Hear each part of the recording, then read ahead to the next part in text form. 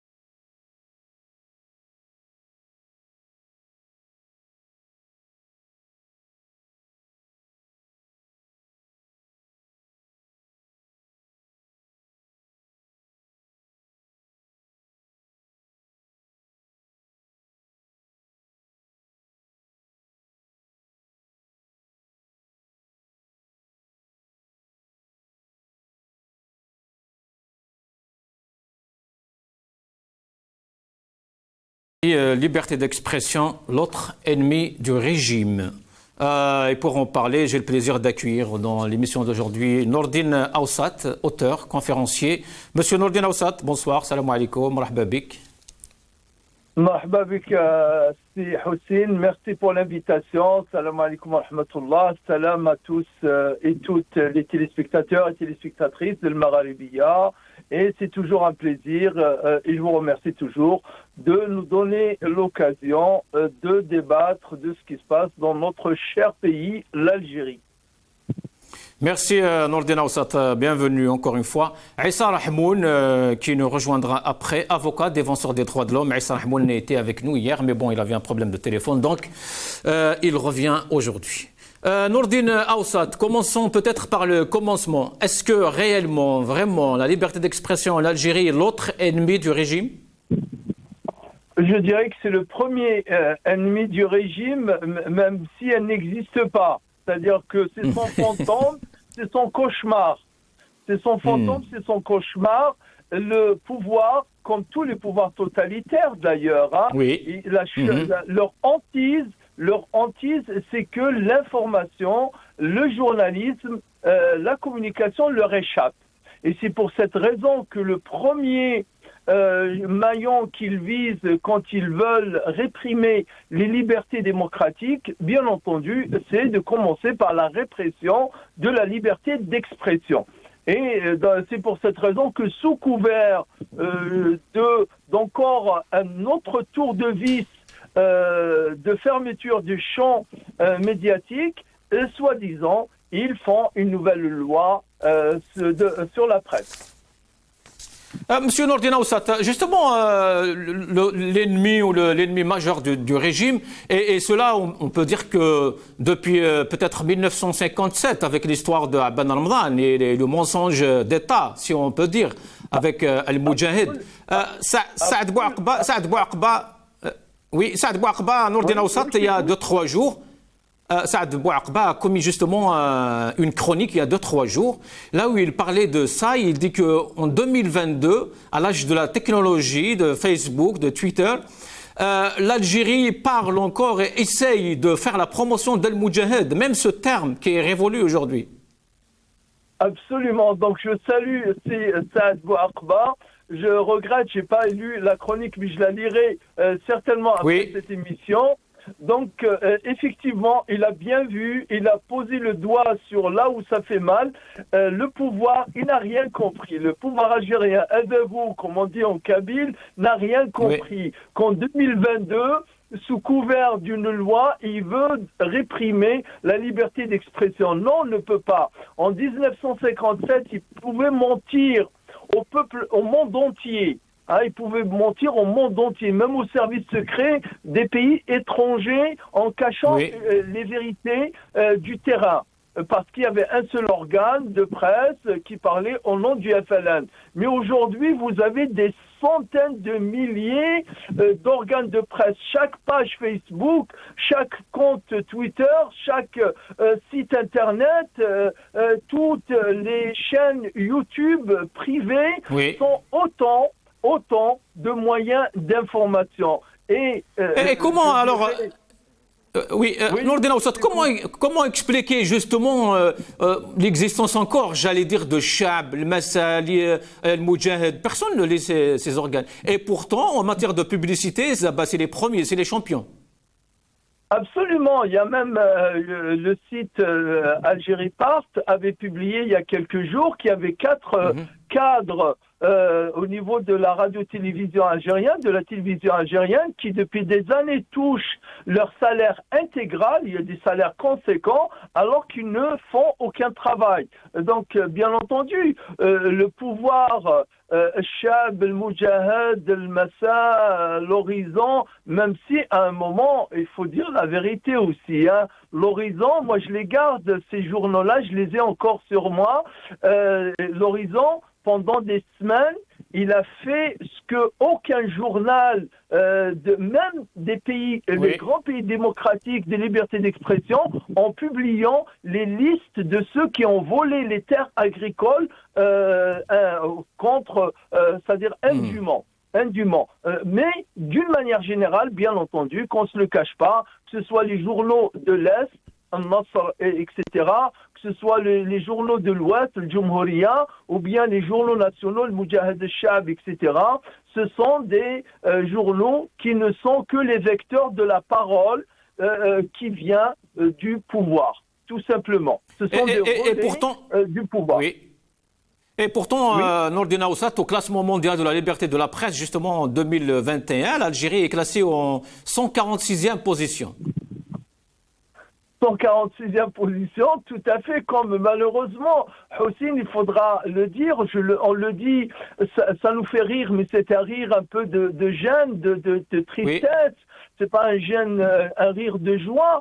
C'est que les classements de l'Algérie sur tous les tableaux, dans tous les domaines, et on est dans ces environs-là, toujours 120e, 140e, 147e, 150e, ce qui veut dire, et ça on ne peut pas le cacher, c'est ce que le pouvoir ne peut pas comprendre. Ils sont enfermés dans le Club des Pins, ils sont enfermés dans Zeralda, ils ne lisent, quand ils lisent, ils ne lisent que les rapports qui leur viennent de la police, des services secrets, ils ne savent pas ce qui se passe à l'extérieur.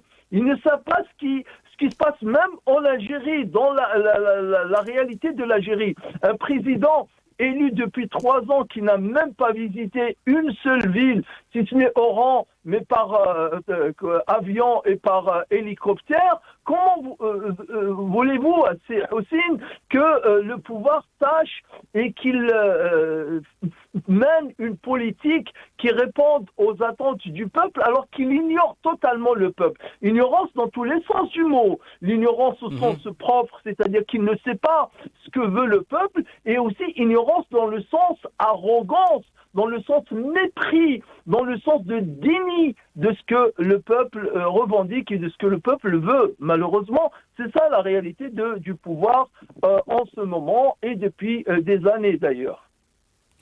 Nourdine Aoussat, en préparant cette émission, j'ai essayé de joindre beaucoup de journalistes en Algérie, une dizaine peut-être. Je n'ai pas réussi. Est-ce que c'est de la peur? Est-ce que je n'ai pas compris? Enfin, les excuses, c'est pas ce qui manque. Mais c'est une question quand même peut-être à soulever. Absolument, absolument. C'est-à-dire, au moins sur 10, on peut supposer qu'il y a 3 sur 10 qui sont vraiment pris. Ils sont pas disponibles. Qu'il y ait au moins 2 parce qu'ils veulent rester dans la réserve. Mais les 5 autres, il y a certainement de la peur, bien entendu. Et je ne dirais pas qu'ils ont tort d'avoir peur, malheureusement. Oui, bien sûr. Ils ont toutes les raisons d'avoir peur. C'est-à-dire, il faut faire la différence entre courage et témérité. Aujourd'hui, braver cette épée Damoclès qui est brandie sur la tête de tout un chacun des citoyens, et encore plus ceux qui ont une parole qui est professionnelle, qui a une certaine autorité comme les journalistes, donc ils ont malheureusement, je dirais, ils n'ont pas tort d'avoir peur de ce pouvoir qui malheureusement ne respecte aucune norme, ne respecte aucune liberté. C'est vraiment révélateur et tristement révélateur. Nourdine Aoussat, mais le journalisme en Algérie n'est pas sans risque en même temps. Beaucoup de journalistes se font arrêter, comme le cas, les cas même récents de Rabah Karesh, Khaled Drarni, Saïd Boudour, Hassan El-Qadi, Hassan Bourras, Mohamed Moulouj, Marzouk Touati et beaucoup d'autres. Tout le monde sait que la censure agit sur l'information. Des sites d'information sont fermés, des journalistes censurés. La situation est chaotique et dramatique en même temps. Absolument, c'est-à-dire on pousse les journaux à la faillite, on pousse les journaux carrément à déclarer faillite, c'est-à-dire à fermer carrément boutique et mettre la clé sous le paillasson. Et ils ont fait ça avec le journal Liberté, et ils sont en train de faire ça avec le journal Al-Watan. Il ne faut pas se leurrer. C'est pas, comment il s'appelle, Issa Darbarab, qui a décidé de fermer le journal Liberté. Comment se fait-il? C'est-à-dire qu'au XXIe siècle, tous les grands hommes d'affaires dans les pays du monde entier, aux États-Unis, en France, où nous connaissons bien le terrain, ils essayent par tous les moyens d'acheter le plus de moyens de communication, les journaux, les magazines, les chaînes de télévision. Et nous, un homme d'affaires possède un journal qui est lu, il va le fermer comme ça de lui-même. Non, c'est pas vrai. En même temps, Monsieur Aoussat, en même temps, beaucoup disent justement que dans l'ombre, tous ces organes de presse appartiennent à des généraux, à des personnes, à des investisseurs, enfin, qu'on ne connaît pas peut-être. Je ne dirais pas que c'est une appartenance dans le sens, comment dirais-je, propriété, mais c'est sûr qu'ils ont leur mot à dire sur la ligne éditoriale. À un moment, on l'avait vu au début des années 90, à la fin des années 80, où il y avait Betchin, etc., qui ont investi carrément dans des journaux, alors que c'était un homme du DRS, c'est-à-dire c'était un homme des services de sécurité de l'armée. C'est vrai que il doit y avoir, comment dirais-je, de l'argent, parce qu'en fait, la presse en Algérie, on ne le dira pas assez, mais c'est surtout un moyen de blanchiment. Alors, vous voulez nous parler de ça, hein, M. Aoussat, hein? Comment? Oui, tout à fait. Oui, il y a cette, ce que vous êtes en train de passer sur l'écran en ce moment, c'est très éloquent. Ça date du 7 juin 1994, adressé aux éditeurs et responsables de la presse nationale. Mais vous lisez ça, vous tombez à l'arrière, c'est-à-dire sécurité intérieure, information presse, cellule de communication sécuritaire. C'est-à-dire que là où on demande, mais en fait on ne demande pas, on impose, on intime aux éditeurs de presse et aux chefs de rédaction des presses de et du coup aux journalistes aussi en même temps, oui. Bien entendu, c'est une chaîne de transmission de commandement, c'est-à-dire de participer à la lutte antiterroriste. Regardez, on arrive à cette ligne, c'est-à-dire contribution positive dans la lutte antiterroriste et antisubversive. C'est au moins on essayait de faire un peu, comment dire. Est-ce que Nourdine Aoussat, est-ce que c'était un peu le vrai rédacteur en chef de tout le monde à l'époque? Absolument. Écoutez, il y a un adage français qui dit celui qui paye, c'est-à-dire qui choisit la musique. Celui qui paye, qui choisit la musique. C'est-à-dire quand on paye l'orchestre, c'est celui qui paye l'orchestre qui choisit la musique. C'est celui qui paye les journalistes réellement. C'est celui qui paye le journal réellement. C'est lui qui choisit la ligne éditoriale. Et c'est Balzac Aoussat qui disait, je pense, ne pouvons fortifier la justice, on justifie la force. Absolument, c'est le cas. Quand vous avez un journal qui ne vit, vous savez, c'est Hussein, je vais dire quelque chose et je demande à téléspectateurs, téléspectatrices de bien se concentrer. C'est ce que je vais dire. Moi, c'est-à-dire, je vis en France depuis 35 ans, d'accord, mais je rentre tous les ans. Parfois, je rentre 4 ou 5 fois par an en Algérie. Je connais très bien ce qui se passe en Algérie. J'ai fait 2 travaux universitaires sur l'Algérie. Je suis au quotidien branché sur l'Algérie, etc. Le jour où j'ai vu pas 1, pas 2, pas 3, des journaux qui sortent toute l'année. C'est-à-dire, vous avez 365 jours dans l'année, vous avez des journaux qui sont publiés 365 jours. Le vendredi, tous les vendredis de l'année, 52 vendredis. L'Eid, je me suis dit, mais c'est quoi? Qu'est-ce qui se passe là? C'est quoi cette presse qui n'a pas de jour de repos? Et j'ai cherché à comprendre. J'ai dit, bien sûr qu'ils n'ont pas de jour de repos, parce qu'en fait, c'est pas les ventes qui font vivre le journal, mais c'est la publicité, les 4-5 pages ou 6 pages de publicité qu'il y a dans le journal qui font vivre le journal. Et bien entendu, les 52 vendredis de l'année, c'est de l'argent qui rentre. L'Aïd, c'est l'argent qui rentre, et qu'ils vendent ou qu'ils vendent pas de journaux. Et pourquoi? Parce que derrière, il y a un certain Redouane, il y a un certain, j'ai oublié son nom aussi, le fameux colonel Fawzi. Le Hajj, Bouzid ou Zoubir, oui. Voilà, le Hajj Zoubir. C'est Zoubir, je pense, au Bouzid, oui. Le Hajj, voilà, c'est tous les Hajj en tout cas, de toutes les manières. Oui. Merci. Restez avec nous.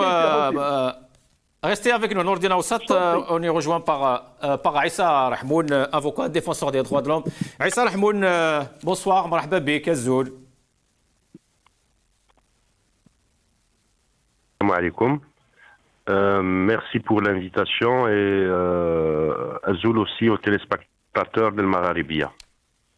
Merci Aïssa Rahmouni. Aïssa Rahmouni, alors la question phare, j'allais dire, de l'émission, c'est est-ce que la liberté d'expression en Algérie est-elle réellement, vraiment l'ennemi du régime? L'un des ennemis du régime, effectivement, c'est la liberté d'expression. Parce que là, il faut voir. Pourquoi? Parce qu'une expression est avant tout une opinion. C'est une liberté de penser. Une expression est aussi une participation dans le débat. Et une expression, elle peut être bien sûr inféodée au régime, une expression qui soutient les démarches du régime, mais aussi une expression peut être contre la démarche du régime. Alors dans cette dialectique naît ce qu'on appelle la pédagogie politique, la pédagogie sociale et la pédagogie tout court. Est-ce que le régime accepte la liberté d'expression? Non. Est-ce que le régime a déjà respecté la liberté d'expression? Aucunement. Malgré que le régime algérien, l'État algérien a ratifié les conventions des textes internationaux qui consacrent la liberté d'expression, son exercice sur le terrain et ses garanties constitutionnelles, mais aussi législatives. Force est de constater aujourd'hui, c'est Houssine pour répondre à ta question, et puis là, je rappelle, c'est Nordin Aoussat qui a cité les Hajj directeurs de journaux. Probablement, il a omis le colonel Fawzi. C'est ça, on cherchait le nom justement, c'est Fawzi, oui. Voilà, le colonel Fawzi qui était réputé dans la place de l'expression de la presse nationale, soit la maison de la presse ou les hôtels d'Alger, qui briefaient pratiquement chaque soir quelques journalistes éditorialiste pour donner la ligne. J'ai l'impression qu'on est en train de parler dans le passé. Est-ce que ce n'est plus le cas aujourd'hui? Est-ce qu'il n'y aurait pas un autre Fawzi aujourd'hui en 2022? Ça n'a pas changé. Je pense qu'il faut aborder cette question de projet de loi qui est débattu au Conseil du gouvernement, avec un axe, avec une lecture, une projection globale et globaliste à la fois. Pourquoi? Depuis le Hirak, tout se fait chez le régime, tout se calcule contre le peuple, contre le Hirak. La preuve, vous voyez, ils sont en train de mettre en place, après l'élection présidentielle, qui a consacré Abdelmajid Tebboune comme chef de l'État, après l'amendement de la Constitution, après les législatives et les élections locales, quelques lois atterrissent au Conseil du gouvernement, bien sûr, qui passent par une APN qui n'a jamais dit non au régime algérien, par décret présidentiel ou par des mains levées. Ça n'a toujours été un sujet, des lois n'ont jamais été un sujet de débat. D'ailleurs, il n'y a aucun groupe parlementaire qui ont fait des propositions de projets de loi. Ça, il faut le souligner. Ça nous renseigne de la dépendance et de la non-indépendance de ce pouvoir qui est le pouvoir législatif. Donc, le régime est en train de revoir, de reconfigurer la scène politique à travers ce que j'avais dit des élections, mais aussi de revoir la cartographie de la presse, d'une part. Je pense qu'il y a un seul secteur qui a échappé au régime partiellement. Je le dis très bien, partiellement. C'est les élections ordonnales des conseils de l'ordre des avocats. Pratiquement, il y a une majorité de barreaux où le suffrage des confrères et consoeurs était réellement des suffrages exprimés d'une manière libre et transparente, d'une manière démocratique. Mais après cela, on voit l'élection, la Constitution, ce qu'elle a apporté en termes d'organisation du Haut Conseil de la magistrature et sa composition, son fonctionnement. On voit la loi qui se prépare aujourd'hui sur les associations qui va amender la loi 06-12 relative aux associations, mais on ne touche jamais au décret de 92, celui des rassemblements et des manifestations publiques, ça, on n'ose pas en parler. Parce que même on peut évoquer, on peut imaginer la meilleure loi sur les associations en Algérie. Mais il y a ce décret qui organise les manifestations publiques, les rassemblements et les réunions, qui est un vrai handicap pour l'épanouissement de la société civile. On prépare aussi une autre loi, une loi sur l'activité syndicale, sur le monde syndical, où, selon des informations qu'on a, il serait interdit dans la nouvelle loi que des syndicats s'ingèrent dans les affaires politiques de l'État. Comme la loi sur les associations, l'article 39... mais Issa Rahmoun... Comme l'article 39, je disais, qui dit clairement qu'elle est dissoute toute association qui s'ingère dans les affaires internes de l'État. On est dans une reconfiguration politique de caractère dictatorial qui va consacrer davantage la fermeture de tout espace de liberté d'expression. C'est très bien ce que vous êtes en train de nous dire, Issa Rahmoun, mais pourquoi l'absence justement de cette presse? Puisque l'Algérie aujourd'hui, l'Algérie nouvelle, bien sûr, de Tebboune, la liberté d'expression est garantie, la presse est là, les chaînes de télévision, je ne sais même pas combien on en a aujourd'hui, plus de 50 peut-être, mais aucun organe de ces médias n'a osé ou n'a pu peut-être traiter de ces sujets, ouvrir un débat autour de ces questions. Il y a un adage populaire بالدرجة واش يقول سي حسين إذا كان رب الدار بالطبل يضرب فإن أهل ذلك الدار للطبل يرقصوا. En fin de compte, comme disait aussi Salima Ouzali, est-ce qu'on peut évoquer, est-ce qu'on peut parler d'agronomie sans ingénieur en agronomie? Est-ce qu'on peut parler d'université sans universitaire? Est-ce qu'on peut parler de droit sans médecin, etc., etc. Est-ce qu'on peut parler de liberté de presse sans journaliste? Pas de patron de presse, parce qu'il faut faire, il y a nuance. Quand on est patron de presse, on est un homme d'affaires. On est penché sur les affaires, sur comment rentabiliser un journal, comment traiter avec la manette, comment avoir de la publicité, comment enrichir sa boîte. Mais pour les journalistes, écoutez, la situation des journalistes est telle aujourd'hui qu'ils sont paupérisés. Il reste une poignée de journalistes et on peut citer des exemples. On passe à côté le Mararibia et Berber Télévision. Il y a Radio M, Interligne et quelques journaux électroniques en Algérie qui essayent de donner l'information, d'être fidèles à l'éthique journalistique. Mais aujourd'hui, force est de constater, je te donne un exemple, c'est Hussein. Est-ce qu'on a déjà évoqué aux États-Unis un problème financier ou là un problème d'impôt ou là un problème d'éthique entre le Washington Post ou là le New York Times? Jamais. Est-ce qu'on a évoqué ça Libération, Le Figaro ou Le Monde français? Jamais. C'est-à-dire que ces pays, dans des démocraties, qui ont la pratique de l'expression libre et indépendante au quotidien, il ne peut pas y avoir un problème de ce genre qui m'a le problème de l'Watan ou de la liberté ou de la khabar selon les informations qui va arriver. Dans tous ces cas de figure, c'est pour cela que je te dis, Hussein, il faut prendre l'axe d'attaque par rapport à une analyse qu'on peut prêter à cette situation, l'avant-projet de loi qui se prépare au Conseil des ministres, il faut l'intégrer dans une démarche globale du régime qui veut fermer davantage l'expression populaire, l'expression individuelle et la libre expression tout court. Ce que Karim Tabou a appelé hier, ici justement dans cette émission, de la contre-révolution et faire barrage à tout ce qui est Hirak, idée du Hirak, slogan du Hirak et surtout idée du peuple algérien, au rêve du peuple algérien. Ce n'est pas seulement une contre-révolution, parce qu'une contre-révolution, oui, elle a ses aspects techniques, bureaucratiques, juridiques, qui passent par la justice, par les services de sécurité, etc., etc.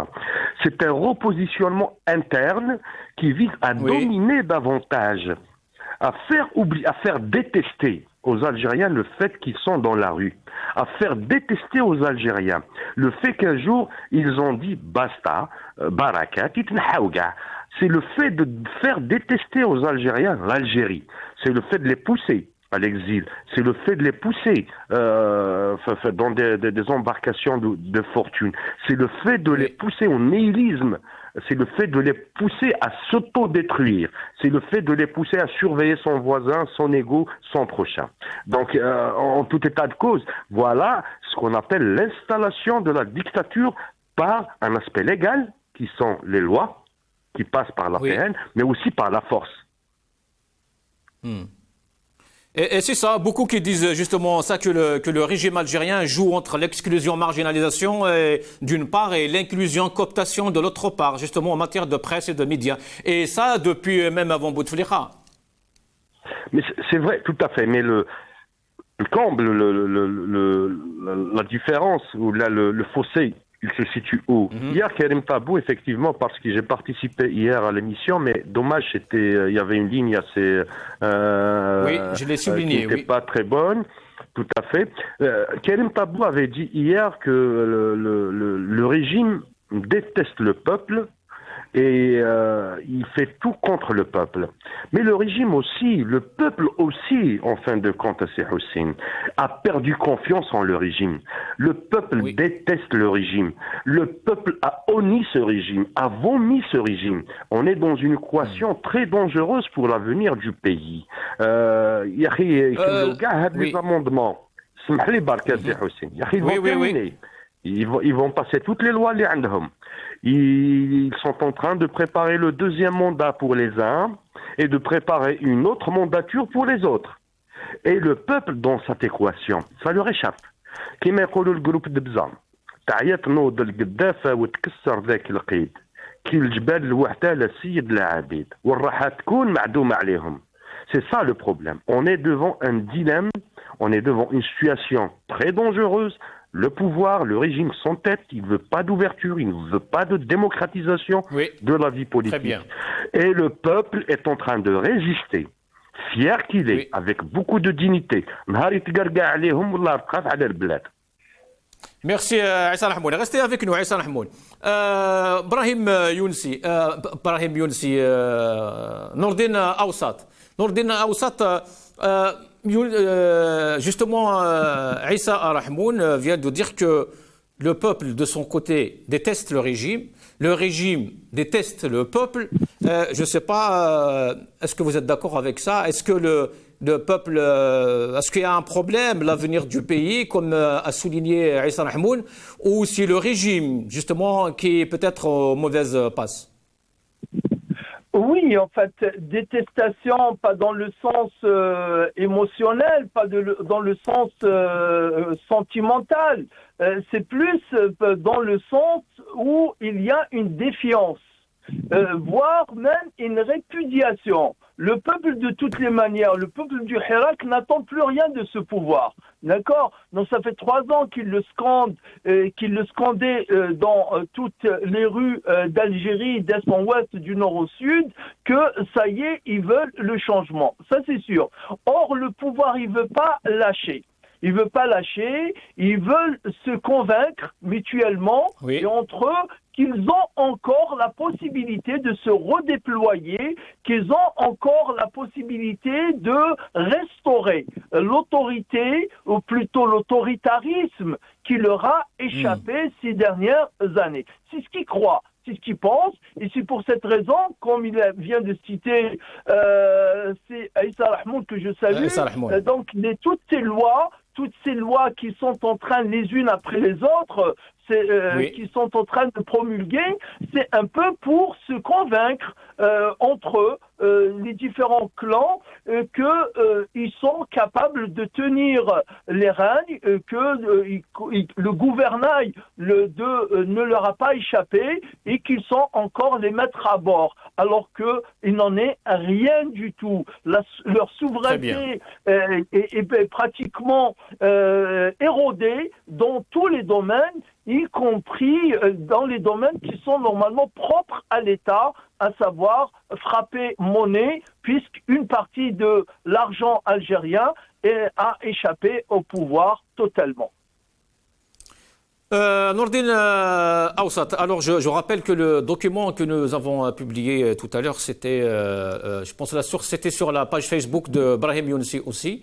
Et, Tout à fait. voilà, et que la citation pouvant fortifier la justice, on a justifié la force et pour Pascal. Voilà, et maintenant on va écouter M. Tebboune et on revient. كثير من الصحفيين أول مرة يحطوا رجليهم في الرئاسة. فعلا. أول مرة لقنوات خاصة تدخل للرئاسة. حوار مستمر مع محاولة الإقناع مش القمع. فيه أمور أنتم ما تقبلوهاش وأنا ما نقبلهاش والصحفيين ما يقبلوهاش. 8000 ولا 9000 صحفي كلهم راهم يحتجوا على المستوى. كلهم يحتجوا على الخلط بين الحرية والفوضى. فيه صحفيين ربما عدم تكوين، عدم تجربة، يغلطوا غلطات وراهم يصلحوها وحدهم. فيه ناس اللي معولين على البلا جايبين صوت من جهة أخرى، هذوك ما نقبلوش. ناض الضجة قال المساس بحرية التعبير ومساس بكذا وهذا. في 8000 صحفي فيه 3 ولا 4 وما ينتموش للصحافة الوطنية، صحف أجنبية ومولى أجنبيين.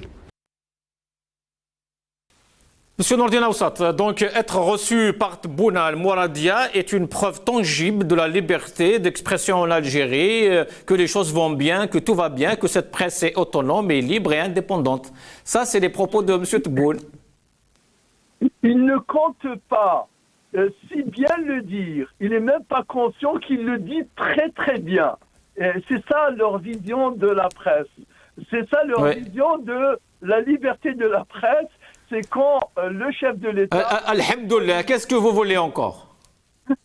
Reçoit des journalistes alors que les questions sont totalement contrôlées et ça saute aux yeux, c'est plausible. D'accord? La liberté de la presse, c'est que c'est pas un pays exemplaire. Vous savez, c'est Houssine, dans le monde entier, il y a 3 modèles. Il y a 3 modèles de presse. Il y a le modèle nord-américain, nord-atlantique, c'est le modèle privé, c'est une presse libérale. Vous avez le modèle méditerranéen, qu'on appelle méditerranéen, qui est multipolaire. Et vous avez le modèle nord de l'Europe, qui est corporatiste, démocratique. L'Algérie ne rentre dans aucun de ces modèles. Hein, d'accord, ni dans le modèle de ces 3 modèles-là, ni c'est un moyen, je dirais d'ailleurs comme il est bien écrit sur la circulaire du ministère de l'Intérieur de juin 1994, c'est tout simplement un moyen pour réguler l'information au sein de la nation. Je vais te donner un exemple. La France n'est pas un pays exemplaire, mais il faut savoir au moins regarder les côtés positifs, objectivement. La loi sur l'information, elle date de mars 1883. Elle a été reprise quelque peu, bien sûr. L'année dernière, ils ont voulu toucher à cette loi. Il y avait pas seulement les journalistes, mais même les syndicats et contre cette loi-là. Des partis aussi, oui. Touché, ça a été retiré. Nous, en Algérie, vous savez, la dernière fois qu'il y a eu une loi organique sur la presse, elle date de quand? 2012. Oui, 2012, 90, 2012, oui. Voilà. Donc, tous les 10 ans, nous avons une nouvelle loi organique sur la presse. C'est quand même pas sérieux. La moindre c'est-à-dire le moindre qu'on puisse dire, mais jamais la liberté d'expression n'a été garantie. Sinon, Sinon, M. Aoussat, j'ai fait un petit lapsus tout à l'heure en citant Brahim Younsi, parce que c'est lui-même, je me rappelle, sur ce plateau, qui avait dit une fois, une presse qui ne s'offusque pas, ne se scandalise pas, ne réagit pas quand on dissout arbitrairement un journal un organe, on emprisonne un collègue, elle est à la limite de la servitude peut-être intellectuelle même. Comment est-ce que possible? Aujourd'hui, on assiste à tout ça encore, monsieur Nordin Aoussat. Absolument. C'est Houssine, j'ai écrit un livre, vous l'avez reçu, en 94, oui. lettre ouverte aux intellectuels algériens. Hein, donc il y a un article dans lequel c'était une lettre ouverte aux intellectuels algériens. Et parmi ces intellectuels, bien sûr, j'ai pas nommé, hein, je n'ai nommé que Boujedra par nommément, mais les autres, je les cite, leur citation. En 95, comment ils se comportaient. Et c'est-à-dire que des propos qu'ils tenaient vis-à-vis du peuple, des propos qu'ils tenaient vis-à-vis d'une partie de leurs compatriotes, bien entendu, il n'y a pas de quoi s'enorgueillir. C'est vrai que la face noire d'une grande partie de nos journalistes, elle oui. est vraiment triste quand on s'en remémore et quand on y pense. Mais il reste que ce pouvoir, lui, il tient la première responsabilité. Vous savez, dans la corruption, il y a deux parties. Et les deux parties, même en islam, le prophète, quand il a maudit le corrupteur et le corrompu. Pourquoi? Parce que tous les deux, ils sont à 50-50% de responsabilité. Notre presse nationale, malheureusement, elle est fondée, le sang qui l'irrigue, c'est de la corruption. Et je remercie notre ami Issa Rahmoud de nous avoir rappelé ce fameux, tellement connu qu'on l'a oublié, fameux colonel Fawzi qui est distribué oui. la publicité et distribué bien entendu les... distribuer c'est le terme. Hein. Voilà. Qui est distribué la publicité, distribuer aussi les articles, les lignes éditoriales pour chacun de ces journaux. Dans les années 84, c'est Houssine, je finissais mes études et j'étais à l'ANEP, l'Agence nationale d'édition oui. et de publicité. Je remercie Dieu. J'ai travaillé 2 ans seulement, ou plutôt 1 an, et j'ai quitté cette entreprise. Je ne serais pas honoré aujourd'hui de savoir que nous travaillons pour récolter de l'argent qu'un colonel distribué, oui, très bien. De la publicité, qu'un colonel distribué aux journaux pour leur imposer. Juste un dernier mot, je ne sais pas si on a encore il nous reste encore un peu de temps. Oui, allez-y. En fait, c'est juste pour parler, hier nos compatriotes, pour dire qu'aujourd'hui, hier, nos compatriotes, ils ont fait un sit-in en face de l'Élysée, ils ont remis une lettre en main propre à la permanence de l'Élysée, dans laquelle une lettre ouverte au président français François Macron, à l'occasion de sa prochaine visite... Emmanuel Macron. Emmanuel Macron, à l'occasion de sa visite, dans lequel il lui rappelle qu'il y a une répression de la liberté d'expression, qu'il y a des emprisonnements d'avocats, de journalistes en Algérie, qu'il y a une loi 87 bis qui est une loi scélérate, une véritable épée de Damoclès qui est brandie sur la tête des gens. Et donc, vous voyez que les Algériens de 2022, ce ne sont pas les Algériens de 2012 et encore moins ceux de 92. Le contexte a changé, la détermination du peuple algérien a changé. Il n'y a que le pouvoir qui ne veut pas changer, malheureusement. Sinon, Nordin Aoussat, on voit très bien du coup que la liberté de la presse en Algérie est très limitée, à savoir inexistante malheureusement, hein, et que des journalistes qui défendent une cause contraire aux idéaux des dirigeants ne sont pas en poste aujourd'hui. Et ils sont sanctionnés, ils sont peut-être même en prison. Comment expliquez-vous, sinon, de l'autre côté, Nordin Aoussat, que le fait que Amir Dized, Mohamed Arbi Zetout, Ben Zdira, Abdou Sommar, beaucoup de youtubeurs d'opposants qui sont établis à l'étranger surtout, prennent le dessus justement sur des organes de presse très ancrés dans la société algérienne, dans le paysage médiatique même, mieux que le Watan, que Liberté, que le Soir d'Algérie, que le Khabar, que toutes les chaînes du régime, que le Hayat, le Nahar. Comment expliquez-vous ce phénomène? Absolument, c'est-à-dire c'est un phénomène très très révélateur. ce qui montre que le peuple a soif de vérité. Le peuple a soif d'une parole qui soit libérée du carcan de la démagogie et de la propagande du pouvoir. Et encore, si seulement c'était une propagande qui est faite avec intelligence, qui est faite avec tact. C'est de la propagande vraiment de bas étage. Comment voulez-vous que les gens les écoutent? Quand vous avez un Abdelmajid Tebboune qui fait une rencontre avec les journalistes et vous regardez le site de la télévision algérienne et qu'il y a, allez, au meilleur des cas, quelques milliers de gens qui regardent en direct, il fut un temps, Albizetot, que vous venez de citer, c'est Hossein, il réunissait 34 000, 40 000 des gens en direct à minuit. À minuit, oui. qu'il suit. Pourquoi? C'est pas que l'Albizetot, tout ce qu'il dit, c'est la vérité, mais au moins ils savent que c'est quelqu'un qui parle et qui exprime ce que... Est-ce que c'est une question de confiance aussi Absolument. Absolument. Donc le peuple n'a plus confiance en ce régime, ni ses organes de presse, ni ses personnes, ni ses personnalités, ni rien.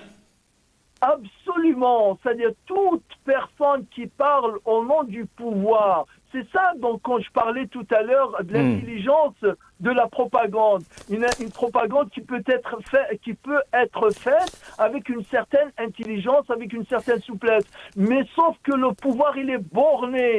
Il fait de la propagande, mais avec une phraséologie, avec des termes. Merci, Nordin Aoussat. Qui sont aux yeux. Oh. Oui, merci Nordin Aoussat. On arrive à la fin. Bon, j'ai pas vu le temps passer avec vous deux. Aïssa Rahmoun, une dernière question. On a, je pense, 3 minutes. On les donnera à Aïssa Rahmoun. Aïssa Rahmoun, donc, comment sortir de tout ça? Comment aller vers un État, j'allais dire, que le peuple respecte dans tous ces éléments, ces aspects Question, c'est vraiment un sujet de bac philo. Un sujet de bac philo. Oui, parce que là, c'est un traquenard aussi de la part d'un ami journaliste, c'est Hossein Ghasmi. Mais avant ça, je voudrais rendre un hommage à Boujma Ardouane. Oui, merci pour le rappel. Cet éminent professeur de l'Institut de journalisme qui vient d'être écarté du conseil scientifique de cette école. Boujma Ardouane, il m'a précédé, c'était mon aîné dans la Ligue algérienne de défense des droits de l'homme. Il était un des responsables les plus aguerris, les plus compétents, les plus sincères, les plus objectifs de la Ligue algérienne de défense des droits de l'homme. Vous voyez une personne qui est reconnue dans la Méditerranée, dans cet espace que citait Nordin Aoussat, de la Méditerranée, en tant que formateur de formateurs. C'est quelqu'un qui formait des formateurs. C'est un universitaire. Vous voyez l'université Il était mon professeur, algérienne. Barakallahu fik. Vous voyez l'université algérienne, ils écartent qui dans cette philosophie, dans cette corporation, dans cette profession, dans cette mission d'être journaliste ou vecteur de l'information. Pour terminer, je vous raconte 2 anecdotes. 2 anecdotes et j'aurai terminé. واحد النهار سليمة غزالي كانت تحكي لينا في les années 90, elle était directrice du journal La Nation. Elle reçoit un coup de téléphone. À l'époque, il n'y avait pas de mail, il n'y avait pas de portable, de Facebook. Donc, ils reçoivent un coup de téléphone. Ça marchait par téléphone. Le coup de téléphone lui disait qu'il fallait, le lendemain, La Nation ne devait pas paraître. C'est bon, La Nation, pas à l'affaire. Mais elle leur dit, faites-nous un fax. On va y aller la chambre administrative. À l'époque, c'était des chambres, c'était pas des tribunaux, pour contester une décision. Ça vient de qui? Ça vient de l'intérieur. Mais il nous faut un écrit. Ils leur disent non, il n'y a pas d'écrit. Ils ont fait tout un scandale. Donc, elle a saisi les instances, les ONG internationales, la Ligue des droits de l'homme, entre autres, avec Ali Abdelnour Birahmou. Et 24 heures après, elle reçoit un autre numéro de téléphone un autre appel téléphonique qui lui dit ben c'est bon, c'est réglé, vous pouvez paraître pour demain, vous pouvez éditer pour demain. Elle termine par dire la chose suivante: 2 appels pour le même arbitraire. Voilà comment fonctionne la presse algérienne. Voilà comment fonctionne la presse algérienne. Et pour le colonel Fawzi, je terminerai par une citation de Hussein Ahmed. L'yom nchba'kom des citations parce que c'est vraiment d'actualité. Merci à Texas. C'est Hussein Ahmed, il avait dit la chose suivante: je refuse la culture du tonton Makout, du caïd de quartier qui distribue des barnous à d'ibni ammi à d'ibni khali, du jamais vu chez nous, du déjà vu au temps colonial. Hada huwa le colonel Fawzi. On est dans la même configuration pour la presse algérienne.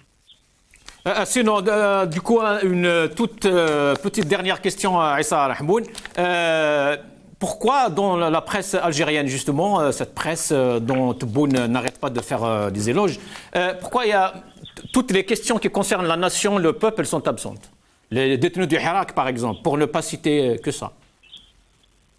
Mais c'est une question qui fâche. Aujourd'hui, les directeurs, les patrons de presse, les patrons de journaux, ça ne les intéresse pas que les éditos, les reportages, les enquêtes que font ces organes de presse, non seulement sur les détenus d'opinion, mais aussi sur le budget alloué à l'armée, sur le fonctionnement des institutions, le budget, parce que les institutions sont devenues des institutions budgétivores. C'est des institutions qui bouffent de l'argent. C'est l'argent du peuple. Combien de dépenses ont a effectué l'État pour toutes ces institutions, à commencer par l'armée nationale. Lyon, quand on voit le secteur de la médecine, de l'éducation, de l'université, de la justice, est-ce qu'on a réellement les chiffres? C'est toutes ces enquêtes. Un État qui se veut être un État développé. Ce n'est pas un État qui met ses enfants en prison. Ce n'est pas un État qui pousse ces bacheliers à quitter le pays vers chercher d'autres horizons aujourd'hui qui deviennent des matières grises en Europe et en Amérique. Un État, c'est un État qui veut se construire avec la volonté populaire. Merci Issa Rahmoun, Yatik Saha. Merci Nourdine Aoussat. Merci à vous toutes et à tous. Ya'atikum Saha. Cette émission arrive à sa fin. À une prochaine fois, Inch'Allah. Kama dilana. Salam alaikum.